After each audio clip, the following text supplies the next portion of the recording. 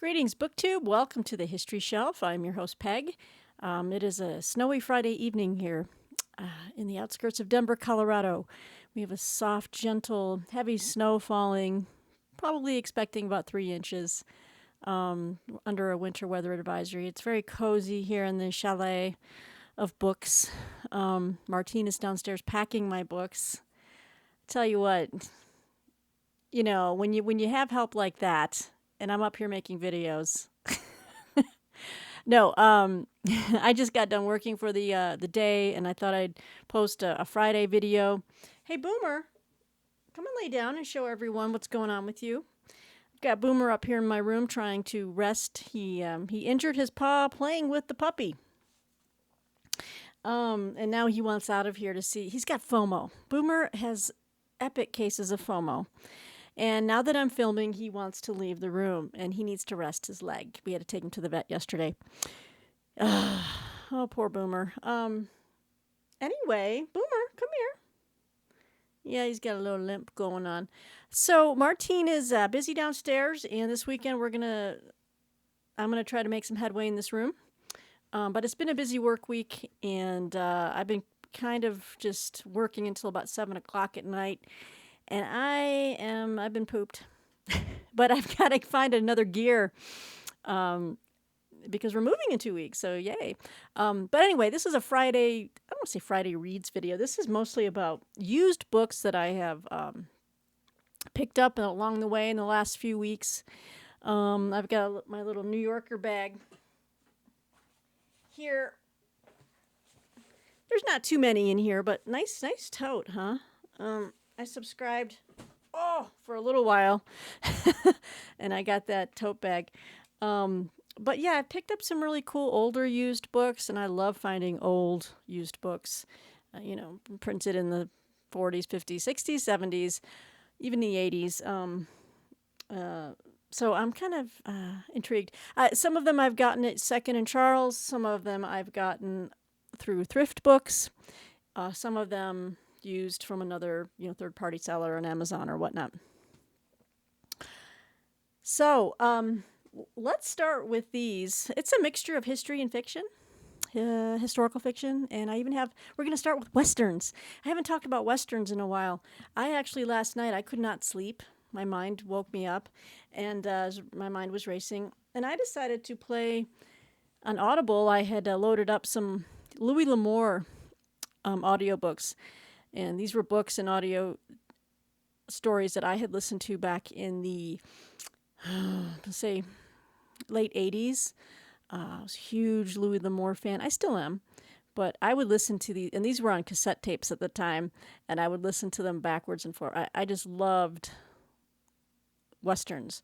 I would just escape into them as a young teenager. And yeah, I would listen to them backwards and forwards, and one of my favorite ones is the audiobook Showdown Trail, which was read by Richard Crenna, who did a fantastic job. So just out of nostalgia, I had bought the Audible book. And hey, come here, Boomer. And I had Alexa play it in my room last night while I was trying to fall asleep. But the problem was I started to get into it, and I'm like, I'm not falling asleep. So I'll have to finish it later. Because it's so good. Louis L'Amour is so good. But so I've got some Westerns here that okay, so one of them is used. They were part of a trilogy, though. So I had to buy the 2 paperbacks, mass market paperbacks on Amazon. Super cheap. But I don't think I've read this author before. He's very well known for his Plainsman series and Mountain Man series, and I keep meaning to read him. But it's Terry C. Johnston. And you know what? Let me just take care of Boomer real quick. 1 second. Okay, thank you for that little pause there. Martine says hi and come help. I had to let Boomer back downstairs because he was missing out on whatever excitement is happening down there. So back to Terry C. Johnston. I need to thank a channel that I had recently discovered for this recommendation. It is Brian Lee Durfee Reviews. Or it's the channel Brian Lee Durfee. He's a writer. I think he writes some type of fantasy books. I haven't really read his books, but he reviews all types of different books on his channel. He's a real fun guy. And one day he mentioned this series, which begins with this one. So he reviewed this, and he said it's part of a trilogy, and it sounded so great. It is Cry of the Hawk by the first book in the trilogy by Terry C. Johnston. As you can see, this is like an ex. He's like an ex-Civil War soldier, and immediately I was hooked. And I've been missing having like a good Western, So let me just I'll read the synopsis for this, and and I'll show you the other two in the series. Jonah Hook fought for the Confederacy at Pea Ridge in Corinth, where he was wounded, captured, and sent to the prison hellhole they called Rock Island. The only way out for the young Reb was to don a blue uniform and serve on the western frontier as a galvanized Yankee. Along the North Platte, Tongue, and Powder Rivers, Jonah Hook fights side by side with a buckskin scout named Shadrach Sweet. When he returns to his Missouri farm, he finds an empty house and an overgrown land. Now it will take all the knowledge and hard cunning he acquired on the frontier to rescue his family from the brutal men who kidnapped them. Finding them will be the journey of a lifetime. So it begins with Cry of the Hawk, right?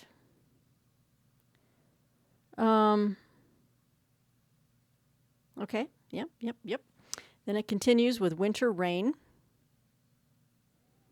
Or is it, it doesn't say which number is on each book. And this one I had to buy used because it was out of print on Amazon. These two are available as new paperbacks. And it's been a while since I bought a mass market paperback, so I thought, that might be fun. I normally don't like to read mass market paperbacks. When I was a kid, I didn't mind them at all, but now I'm a snob, as you see. I like hardcovers or big trade paperbacks that are like nice, big, oversized. It's weird, but and then I believe this might be the conclusion. Anyway, I'm sorry if I'm getting the order wrong, and this is then Dreamcatcher. So it's this man's struggle to reunite with his family who are taken, and apparently there is this subplot of which Brian Lee Durfee talked about. The Mormons are featured in here, and then some type of weird cult, and and Brian Lee Durfee's like, I know what I'm talking about because I used to be a Mormon. And I was like, okay. So something's going on with the people that take his family, and then he's on a trail to find them. So I picked up 3 of these, and one of them is used. As you can see, Dreamcatcher is pretty beat up. It's got kind of broken spine, but whatever. No big deal. I just wanted to have like a good Western series to sink my teeth into. Be perfect for a nice snowy day like today. But I have other things I've got to start reading for review. Oh, and by the way, I have a new review. I'll link it below. This is the part with moving. I feel so scattered. I mentioned a book called Black Cloud Rising by David Wright Fallad. And my review just went published today in Book Browse Review. I'll put it out on my social media channels like I usually do. So if you want to be alerted to my review work, if you go to my channel page up at the very top, in the banner, and it shows the social media, accounts. I've got Twitter, Facebook, and Instagram. So just click on those and follow me, and you can be privy to all the reviews that I write.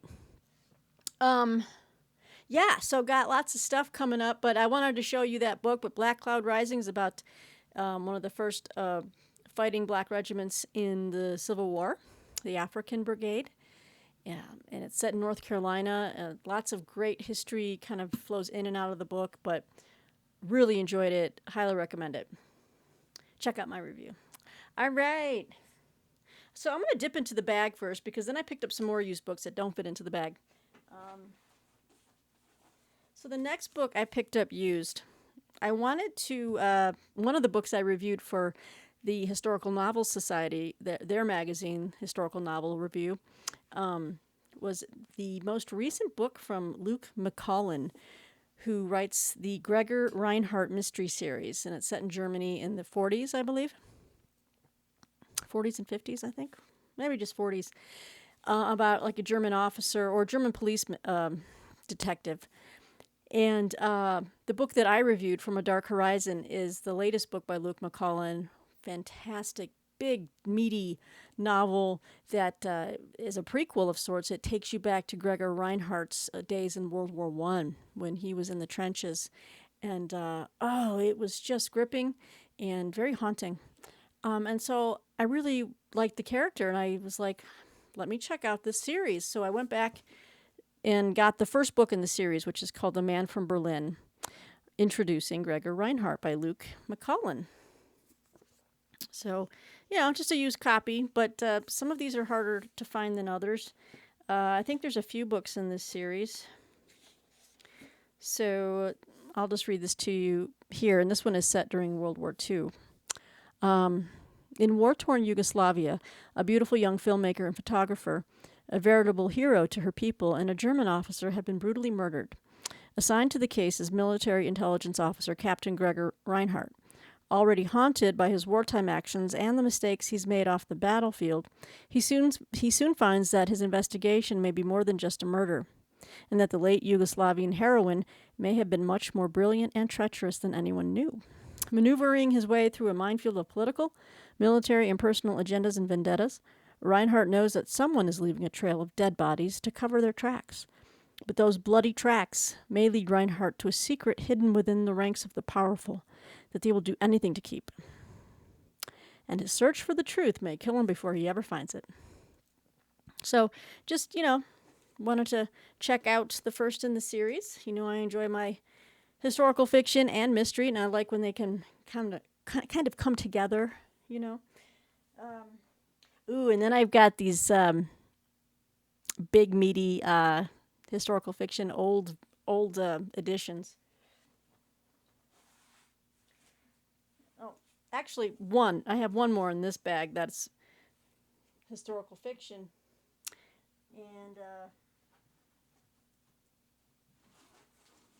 And then we get back into history. So let me know if anyone has ever read this book, but I loved this edition. This is an older edition from Knopf.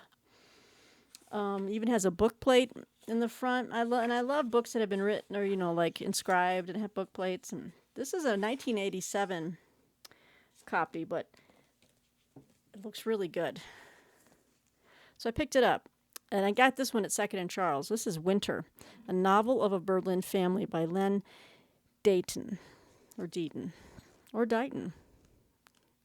All right, and that's by Knopf. And there's the author. It's a 1987 book. Neat little book plate there.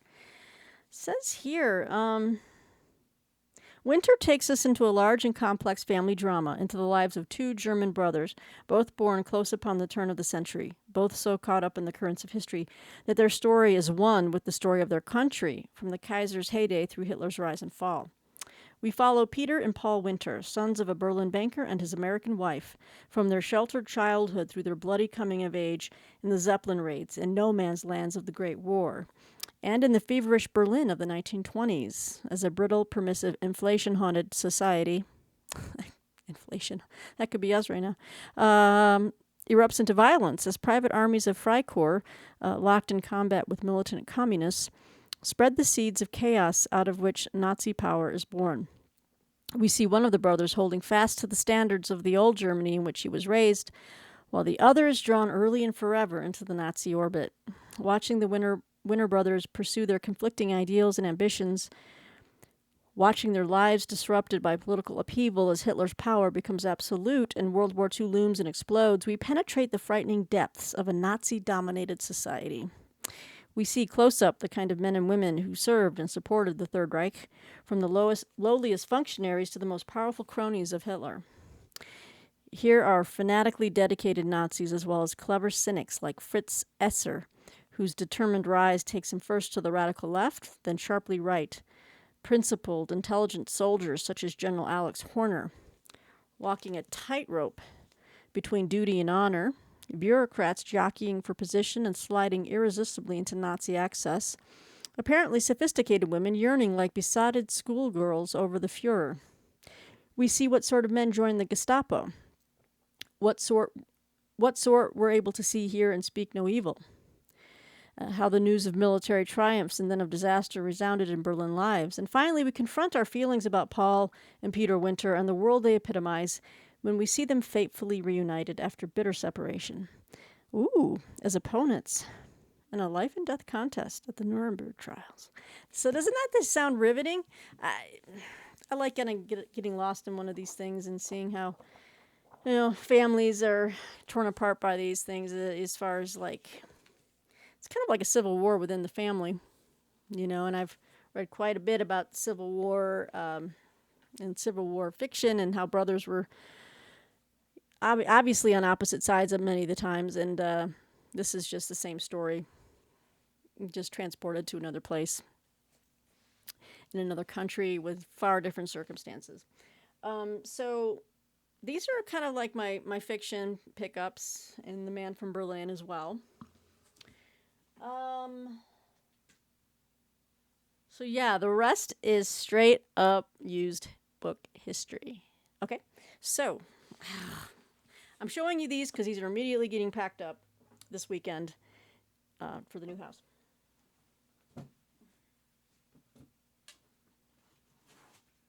Oh, I lied to you. Damn it. There were 2 more books at the bottom.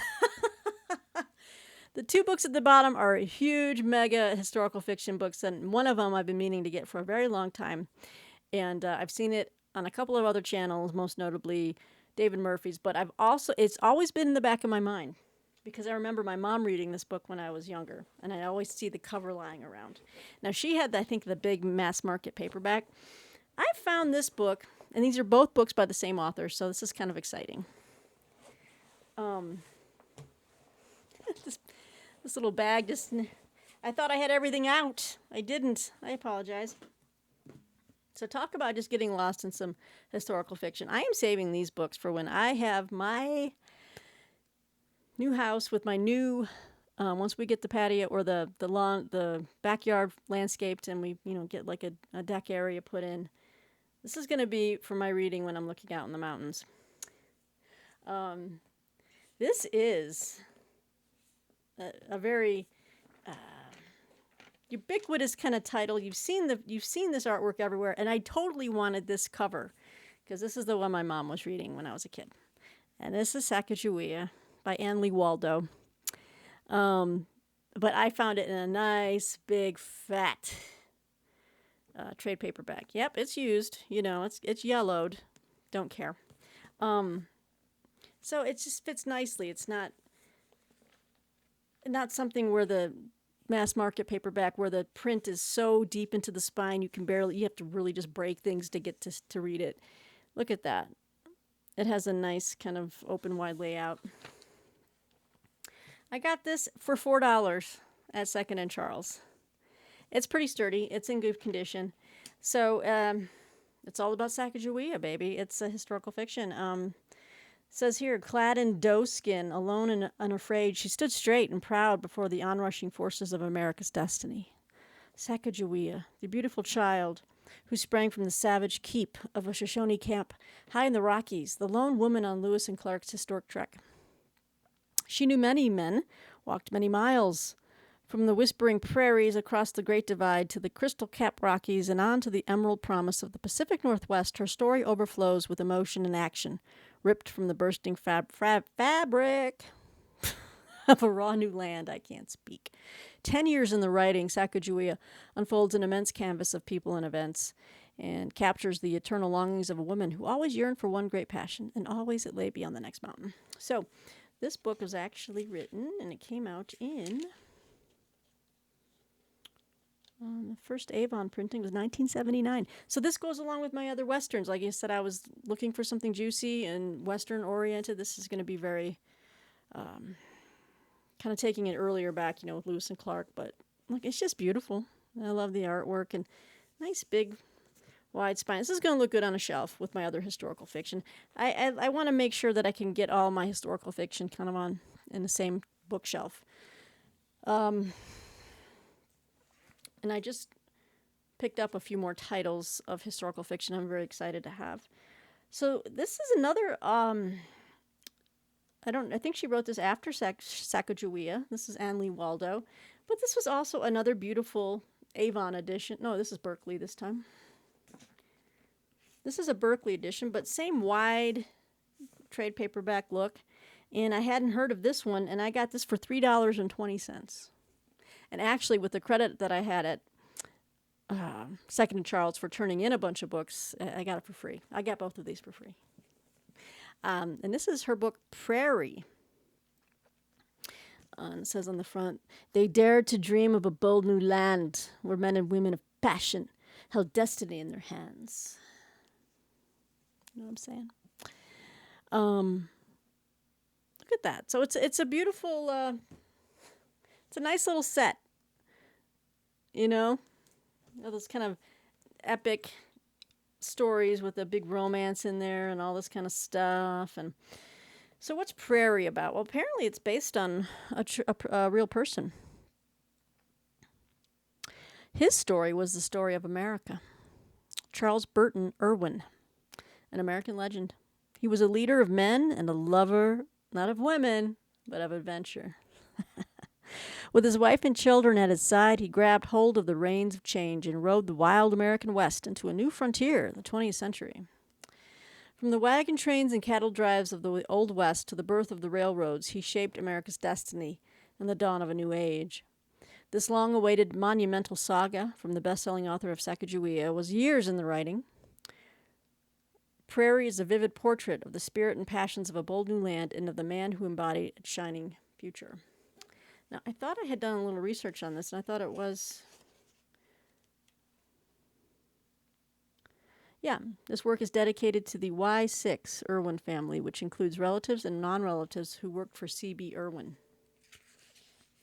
Yeah, I think I actually started dipping into the prologue, and then she was talking about this real true-life character, this person, Charles Burton Irwin. Now, I've studied a lot about the Old West, especially when I was younger. I was on fire, obviously, for Louis L'Amour and read all the books on the Old West. Had the Time Life Old West series with the padded faux leather covers. I don't remember C.B. Irwin. I don't. I mean, I remember a lot of the ranchers, Charles Goodnight, the gunfighters and all that kind of stuff, but I don't recall C.B. Irwin. So anyway, those two big, massive historical fiction works are my used pickups, and I'm really pleased to have them. Both by the same author. Now I promise, now we're moving on to straight up history. So this one is co-written by an author I've been wanting to collect. His books are very expensive, but he is the expert on Vichy France, and it's Robert O. Paxton, but this is written with Michael Maris. And I found this on the clearance rack, of all things, Vichy France and the Jews. So, Second and Charles has just, everything's marked down anyway, but then they have a clearance section when it's just even more marked down with like this little orange tag. This was $2.50. It's in great shape. I mean, a little bit nicked at the top on the dust jacket. That's all right. But Vichy France and the Jews by Michael Maris, R. Maris, and R. Robert O. Paxton. It's put up by Basic Books back in the day, 1981. So this is a 1981 edition. Just goes into, I'm already at 23 minutes, so I'll just read a little bit here. What part did Vichy France really play in the Nazi effort to murder Jews living in France? Few questions from the end of the Second World War to the present day have so haunted French society. Here for the first time is a detailed and comprehensive account of Vichy's own anti-Semitic policies and practices. From the summer of 1940 until shortly before the liberation of France in 1944, the Vichy regime, born of defeat at the hands of the Nazis and a policy of collaboration urged by many Frenchmen, introduced and implemented a wide range of measures aimed at Jews living in France. Comparing German documents with newly available French sources, and mind you, this book is dated, Michael Maris and Robert Paxton conclusively demonstrate that, contrary to post-war testimony, Vichy unleashed a wave of anti-Semitic laws independent of German pressure. So that's the gist of that. I won't read any more on that, but looks pretty darn good, and I'm glad to at least have something on my shelf by Robert Paxton. I still want to get his other monumental studies on it. They're hard to find, even used, and they're very pricey, even used. But when I saw that for $250, I was like, "You gotta be kidding me!" All right. Oh no, this was the find of the century, and this was also on the clearance rack. This is a Mylar covered hardcover book, and I've already got this man's 12-volume set on the naval history of World War II. This is the incomparable Samuel Eliot Morison. Look at this volume that I picked up for $4. $4. Samuel Eliot Morison, The Great Explorers, The European Discovery of America. And this is the abridgment of the European discovery of America, the northern voyages and the southern voyages, but I'll take it. Just probably, I mean, it looks like it might be, it's not even ex-library. Someone was lovingly put a Mylar cover on this. It's pristine condition, really. I mean, it's bursting, just bursting with illustrations.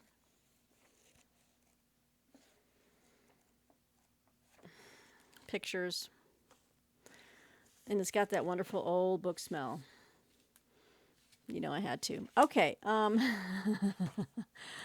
So yeah, as you can see, it's not an ex-library. Someone just took care of it, you know, and put the Mylar on. And now it's mine.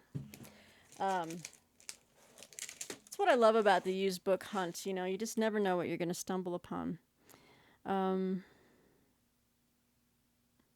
Okay, so let me just read you part of this. The distinguished late historian Samuel Eliot Morison gave us the full canvas of the seafaring explorers in his monumental work, The European Discovery of America. This volume is an abridgment of that work, bringing together the chapters on the Cabots, Verrazano, Cartier, Gilbert, Frobisher, Davis, Columbus, Magellan, and Drake, as well as the fascinating story of the English, French, and Spanish ways of seafaring. All the acclaimed Morison touches are here. The meticulous research and authoritative scholarship, along with the compelling and personal narrative style that gives the reader the feeling of having been there. Morison, of course, has been there, and The Great Explorers is enriched with the photographs and maps he made while personally retracing the great voyages. The appeal of this one-volume abridgment is that it captures the most exciting episodes from the huge parent volumes and brings together the matchless drama of the major voyages, particularly suitable for those previously unacquainted with Morison's living reconstruction of history. Okay. So I have an abridgment, and that's fantastic. You know, if I happen to stumble across his, what they call the parent volumes, we'll see. We'll see if I pick those up. But for $4 on a clearance rack, you know I wasn't going to pass this up. So this will go along with my complete history. They're all soft cover, but the naval history of World War II. I'll put this next to it. Okay, so two other books I picked up at Second and Charles. I had seen this there before, and I don't think I pulled the trigger, and I stumbled across it again, and I'm like, this book is in like pristine condition. It was $4.25. And I enjoyed this author's work on the Borgias, and I've been meaning to get his book on the Medici. And so I did. So I got Paul Strathern's The Medici, Power, Money, and Ambition in the Italian Renaissance. There you have it. So, I mean, this book is just perfect. $4.25. This is a dazzling history of the modest family that rose to become one of the most powerful in Europe. It's a modern story of power, money, and ambition. I just said that. Against the background of an age that saw the rebirth of ancient and classical learning, Paul Strathern explores the intensely dramatic rise and fall of the Medici family in Florence, as well as the Italian Renaissance, which they did so much to sponsor and encourage. So I wanted a history on the Medici because I don't really have one, and I want to kind of buttressed my studies of the Borgias. The Medicis were they were mentioned a lot in his book on the Borgias, and I want to know more, basically. So picked up the Medici. And this book I just love old books. And it had a beautiful, I love finding these things. The book was inscribed to Grace in love and friendship, and it named some people, and it was 81, March 13th, 1981. And it included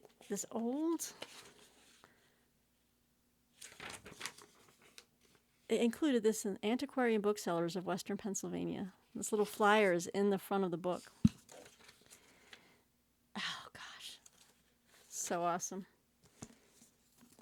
I picked up Holy Russia, an illustrated guide to Russia, past and present, by Fitzroy MacLean. And I just love the cover. It's put out by Athenaeum. There's the author. And I got this book for $4.25 again. It's crazy. And there's the inscription there. Obviously dated. I did a little research on the book. It's dated, but people just loved it. The writing is supposed to be really great. Looks like someone had maybe highlighted, or just, I don't know, they kind of put little red dots after each paragraph they enjoyed. I don't know. There's a lot of them throughout, but I don't care. And it's got that nice, beautiful library old book smell. I won't smell it. I won't gross you out. But it smells wonderful. And you know that smell. You know what I'm talking about. So it's underlined in a couple places. Someone used like a red pencil. So, yeah, it's got maps in there. So it's obviously someone who was traveling to Russia really probably used this for. They've kind of underlined things about the hotels and things like that, the historic hotels, the palaces. But let's just read here. Oh, this came out in 1979. 1979, this book. Ooh, sorry about that noise. It is now over 40 years since Fitzroy MacLean, as a dashing young diplomat, undertook the epic journeys to the remoter parts of the Soviet Union, so brilliantly described in his best-selling Eastern Approaches. Now, I've never heard of Fitzroy MacLean, and so I've never heard of Eastern Approaches, but, if I enjoy this, I might check it out. Since then, Russia has continued to fascinate him. In the past 20 years, he has been back there a score of times, traveling widely and becoming in the process a leading expert on the country and its people. This is his latest book, which concerns European Russia and is illustrated with his own admirable photographs.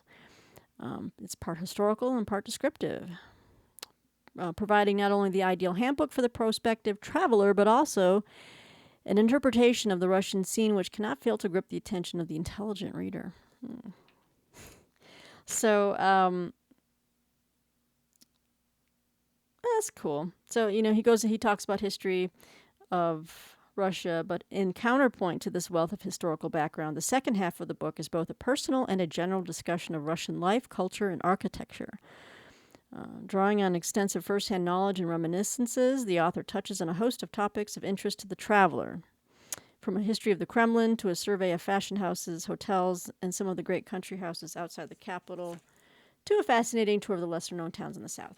Okay, I'll leave it there just because we're at 34 minutes, and I've got several more books to go. But what a neat little used book find. Actually, again, didn't cost me $4, really, because I had credit. I've been turning in so many books to Second and Charles, and I still have a balance now of $47. So these were free. These were free, and I will continue to turn in old books at Second and Charles and get credit, It was either I could get $27. Last time I went, I could get $11 cash or $27 credit, and I said, add the credit. Okay, so this book I ordered on a whim and an impulse after I read and reviewed a book called Jenna, 1800, The Republic of Free Spirits. Brand new book of history that was translated into English, and I'm trying to remember the man's name. Oh, I'm so sorry. Brand new book. Just look up Jenna 1800. And they mentioned this man. He was one of this, kind of on the outskirts of this circle of like thinkers and philosophers in 18th century and turn of the 19th century Germany, and just about philosophers and free thinkers and all that kind of stuff. But I love the name of the book because they mention him in the book. And I just love this guy because he was like a defender of the faith against all these like not new atheists, but atheists or people that just, were too above in believing in a God. So I wanted to get his book because I love the name of it. On Religion, Speeches to Its Cultured Despisers by Friedrich Schleiermacher.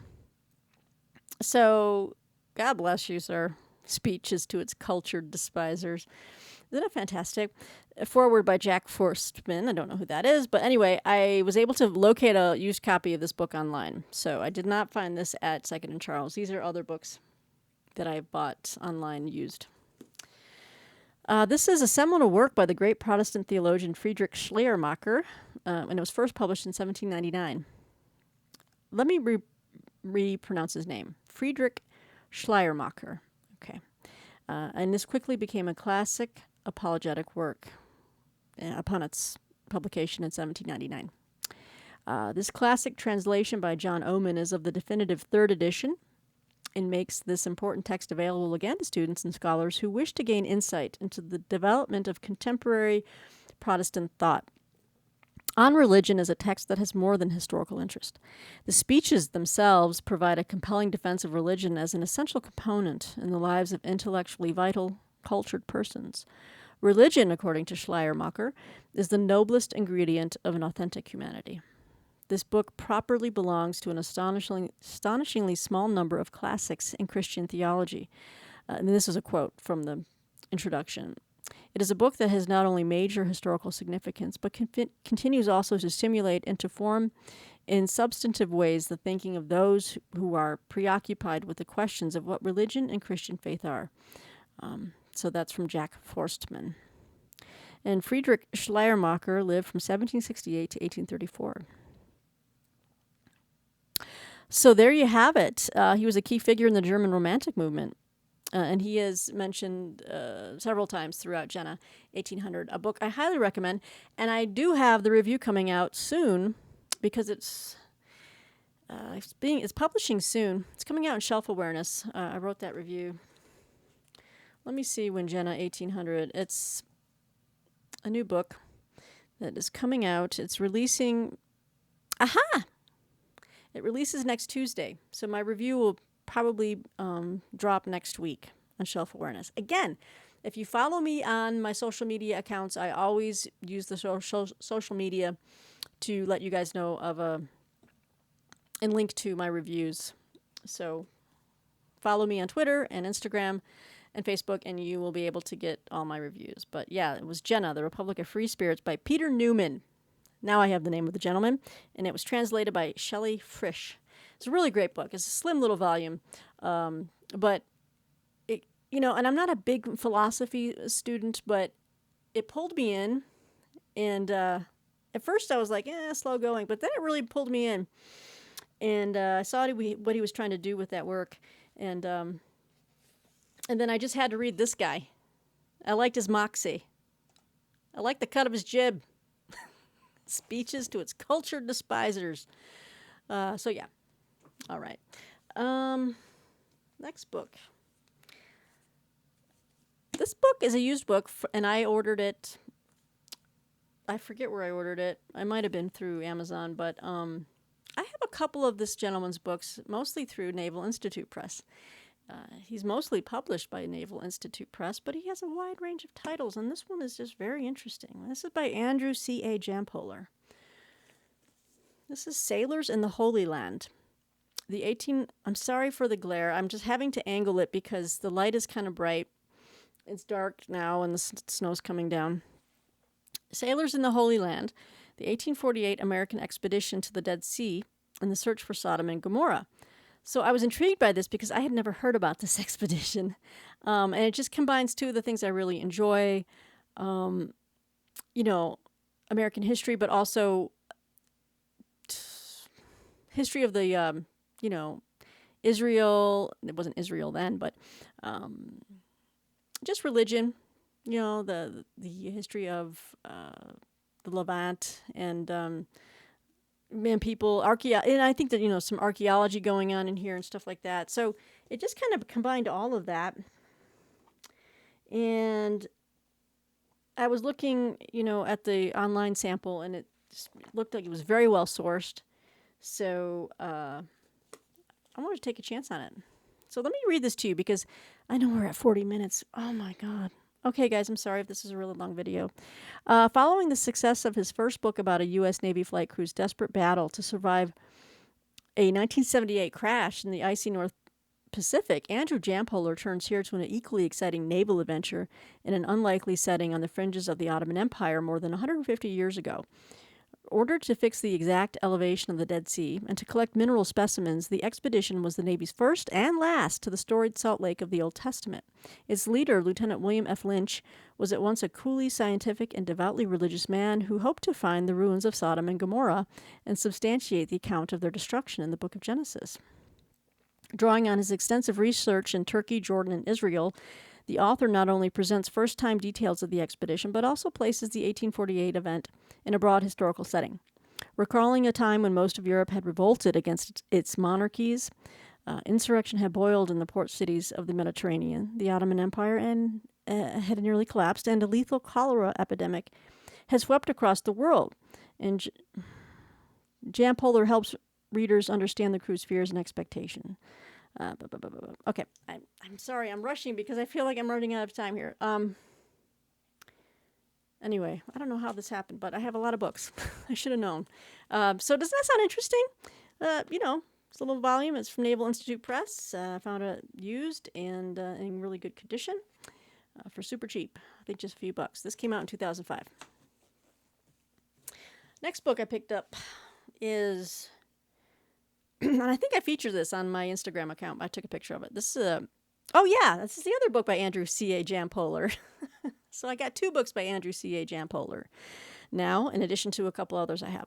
The Last Lincoln Conspirator, John Surratt's Flight from the Gallows. Also a Naval Institute Press release. This came out in 2008. And I don't have the blurb here, mostly, or the description of what's in it, but it's, I think, John Surratt was Mary Surratt's son, and he did escape. I can't remember if they caught up with him later or not. She hung and swung, but he did not on that appointed hour and day. But nope, he did not, because here's a picture of him in old age. Spoiler alert! That's John Surratt. Yeah, if you want to watch the movie, The Conspirator was pretty good.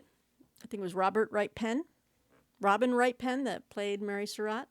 It's a pretty decent movie, but I wanted to get this just to add it to my collection on Lincoln and assassination history.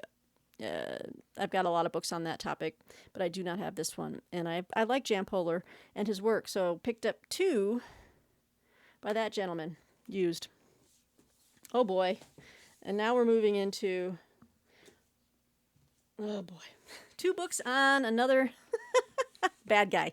You know me and I major in Civil War and I minor in petty despots. No, I minor in the horrible demons of the world, the tyrants, the Stalin's, Hitler's, Mao, Pol Pot, Tito, and now we've got some Mussolini in here. So we'll go with this one. When this book first came out, I heard about it on one of my podcasts, New Books in Military History or something like that, and listened to the interview with the author. It sounded fantastic, but it just now came around in price where I could pick it up used. Very good copy. But this is Mussolini and Hitler, The Forging of the Fascist Alliance, by Christian Goschel.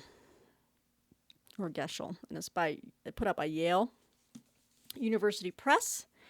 I'll try to keep this to 50 minutes. I'm sorry. This came out, a few years ago, 2018. So I had to wait a while for it to get within my price range, even used.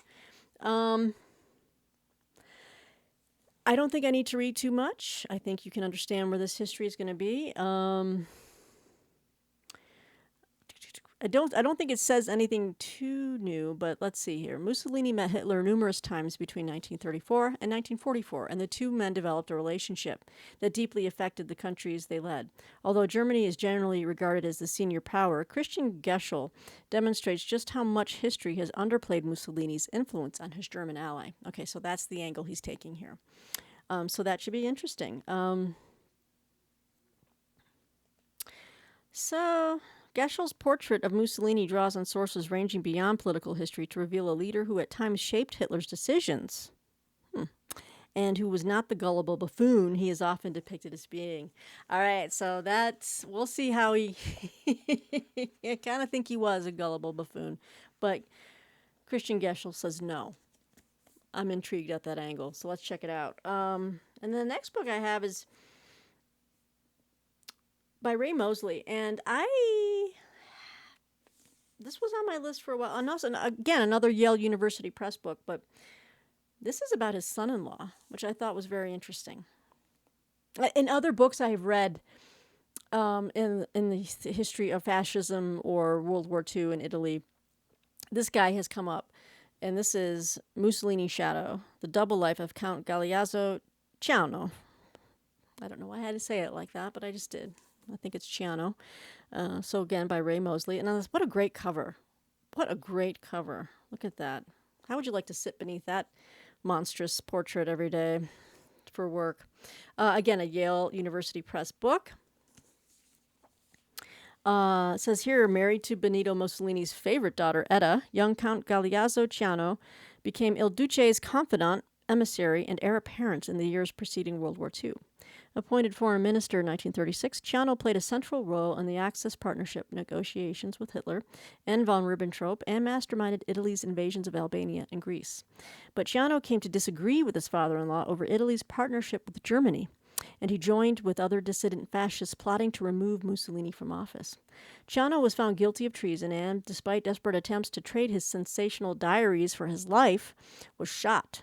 This is the first biography of Ciano in English, and it is based in part on those diaries, smuggled by Etta out of the country in her own dramatic escape.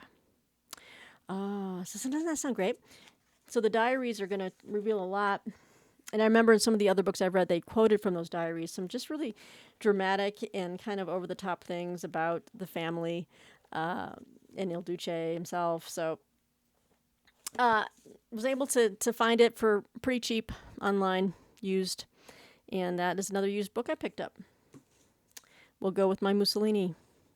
I don't have as many books on Mussolini, although I just ordered one from Hamilton Book, the most recent large history on Mussolini, the war effort and his leading of it in World War II. So now we're going to end with something a little more benign, okay?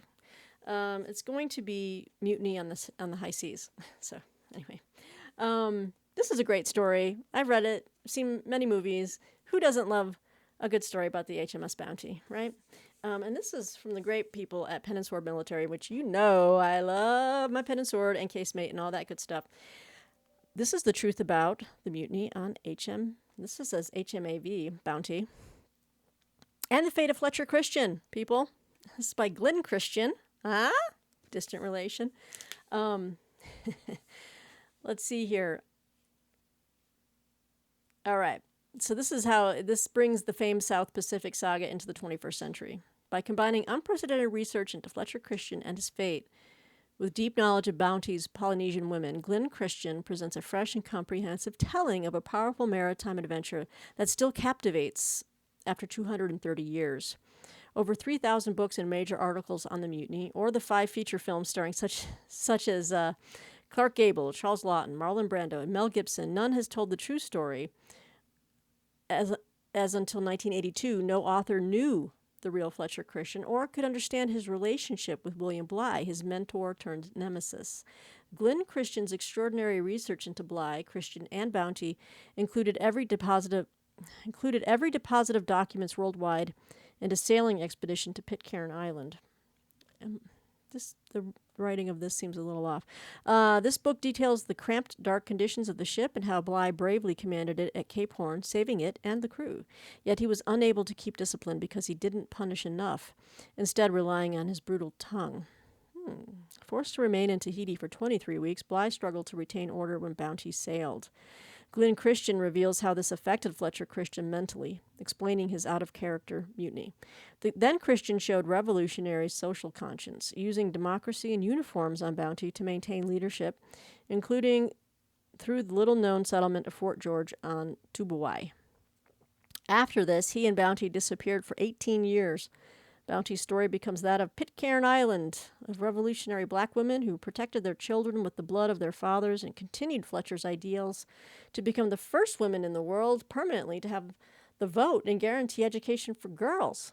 But where was Fletcher Christian? That's a great question. So Glyn Christian, this is the author.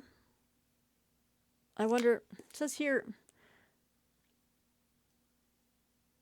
he is the first biographer of Fletcher Christian and of Mauatua, his Tahitian consort, his great-great-great-great-grandparents. That's fantastic. Okay, so this looked really fun, and I saw it online, and it was so super cheap. I wanted to get it. And there you have it, guys. 51 minutes of used book Bounty. You see what I did there? I didn't even know that was going to come out of my mouth. Okay, guys, I better wrap it up. Thanks for hanging out. Let me know if any of these books intrigue you, but I wanted to share with you where my used book shopping and ramblings, what fruit they have produced, those days of rambling around online and in the stores. So until next time, BookTube, have a happy Friday, have a happy weekend. Go Rams, go Matthew Stafford. You deserve that ring for all the years you have sweated and slaved. Not going to say slaved, we're going to say sweated and endured on the Detroit Lions, my team. Okay, I'm wishing you well. Anyway, have a good one, guys, and stay safe out there.